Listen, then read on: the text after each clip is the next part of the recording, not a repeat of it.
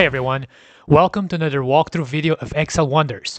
We're going to look at a tool called Customer Journey Map. This is a perfect tool for any marketer who wants to create a visualization of their entire end-to-end consumer journey, how their brand or business should respond, the specific activation they need to put in place, and the KPIs they want to measure against.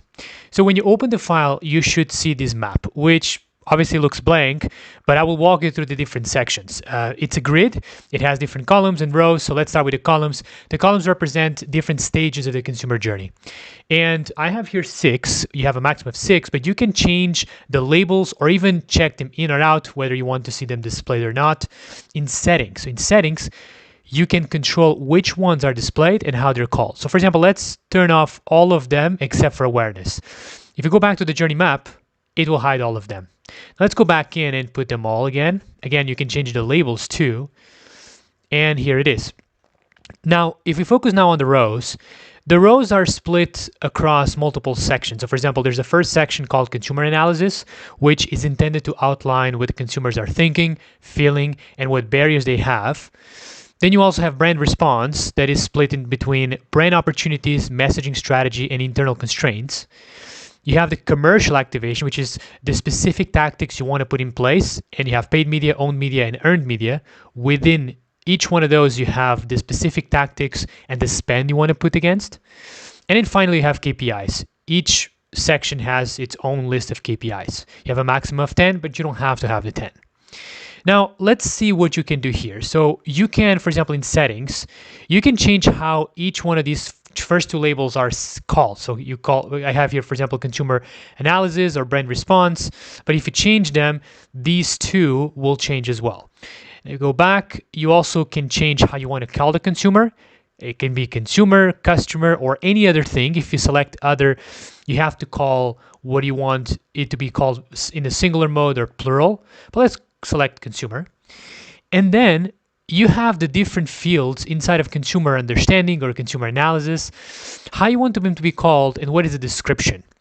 Now, if you go to Journey Map, this is the label and this is the description. Again, in settings, these are fully editable. You can also check them out if you want to, if you don't want them to be in the map. You have the same in brand response. Again, you have brand opportunities, messaging strategy, internal constraints. You can change it to whatever you want. You can also rename the column spend. You can call it investment. You can call it anything else.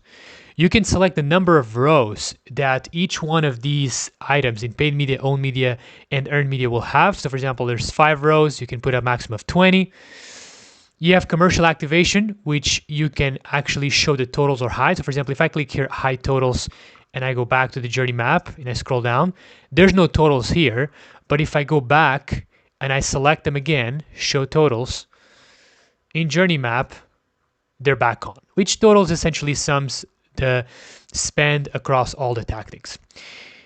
Then you can also select to freeze columns or rows. This is actually very useful if you want to visualize them. So for example, if I click yes, and I go back to journey map, now this is frozen and it keeps this first part, the headers, frozen. And then also on the left, these parts here frozen. If I go back, I can unfroze. And finally, whether you want to show KPIs or not, you can select yes or no. If I click no, and I see back on the journey map, there's no more KPIs. But if I go back and I reactivate KPIs, in journey map, the KPIs are here.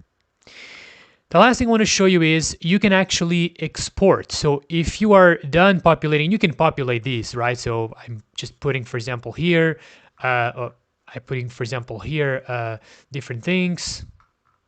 Sorry.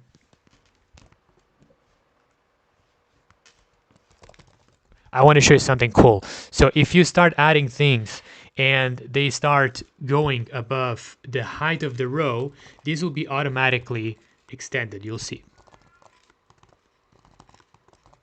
So if I click enter now, it automatically extends this. Now, if I remove these, it automatically diminishes. So this always adjusts to the height of the field.